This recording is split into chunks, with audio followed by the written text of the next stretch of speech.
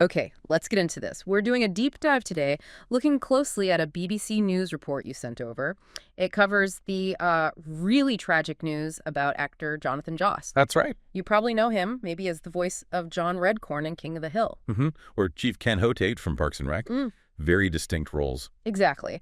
And our focus here, just to be clear for you listening, is strictly on unpacking the details and the different accounts that are presented inside this one BBC source regarding his death. Yeah, precisely. We're sticking just to what's in that report. The idea is to help you understand the information presented there, Yeah. the facts as they're laid out, the different viewpoints included, the human side of it all, no outside info, just the source. Okay.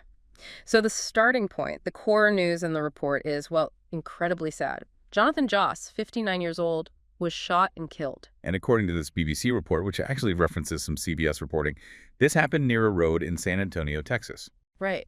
And the report then gives some context leading up to the shooting, specifically drawing from the account of his husband, Tristan Kern de Gonzalez. Yes, it explains they were returning to the site where their old home used to be. And there's history there, right? The report mentions this too, based on what the husband said. Yeah, it does. He stated their house had burned down back in January. And this was after the report quotes him saying, over 2 years of threats from people in the area who repeatedly told us they would set it on fire. Wow. So a really difficult history tied to that place. They go back there, and the report details what the husband says happened next. Yeah, apparently they found the skull of one of their dogs and its harness. And he describes it being placed in clear view, just awful, causing, as the report puts it, severe emotional distress. Understandably. They started yelling and crying, Ooh. according to the account. So it's in that moment, according to the husband's story in the report, that this interaction occurs. Right.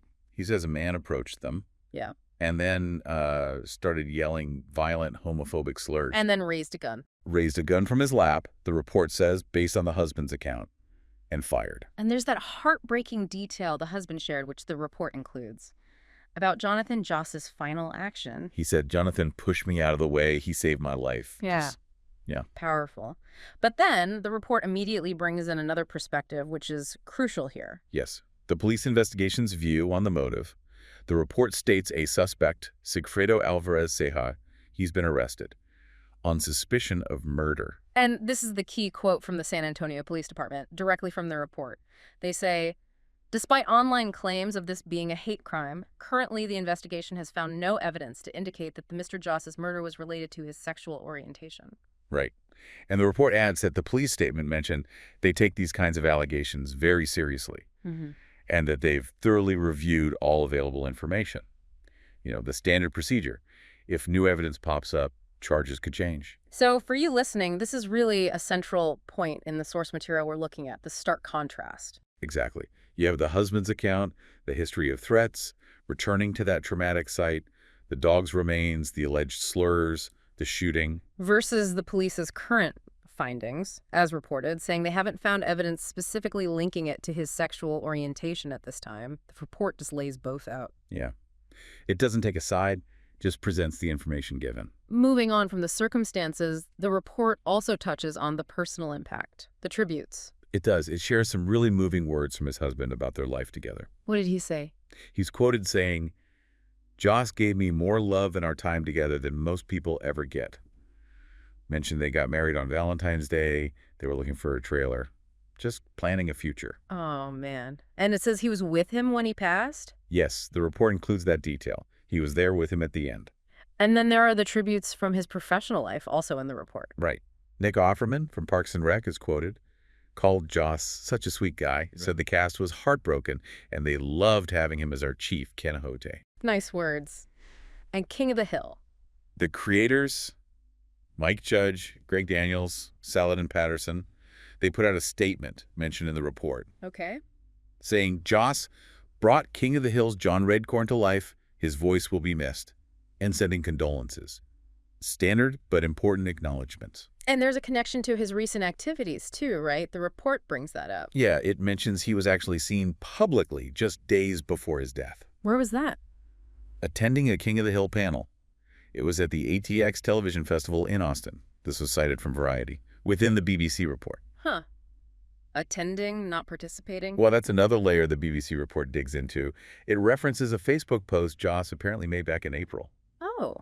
What about... expressing some hurt, it seems, about not being invited to actually be on that panel. Really? Yeah, he wrote something like, "The show was his home, my pride, my connection to something bigger than myself, and feeling, shut out of a place I helped build." Wow, so that adds some personal context about his feelings towards the show right near the end. It does. It shows the connection was still really strong and maybe complex for him. And finally, the report notes the timing with King of the Hill. It's coming back, isn't it? That's the backdrop. A new season is set for Hulu August 4th, according to the report. So this all happens right as the show he's so known for is about to return. Yeah, it just underlines that professional connection right up until his tragic death. Okay, so just to recap for you, based purely on this BBC source we've unpacked, we have the awful news of Jonathan Joss's death. The distressing circumstances described by his husband at their former home site. The husband's account pointing to past threats, that discovery, and alleged homophobic slurs leading to the shooting. And then the San Antonio police statement, also in the report, saying that currently their investigation shows no evidence of a hate crime motive. Plus the personal words from his husband and the tributes from colleagues. And that recent context about the King of the Hill panel and revival. Right. We've tried to just lay out what's in that single report. Exactly. Presenting the details and the different perspectives as the source itself does.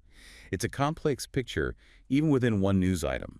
So thinking about all these different threads, the report weaves together the grief, the conflicting accounts on motive, his connection to his work right up to the end.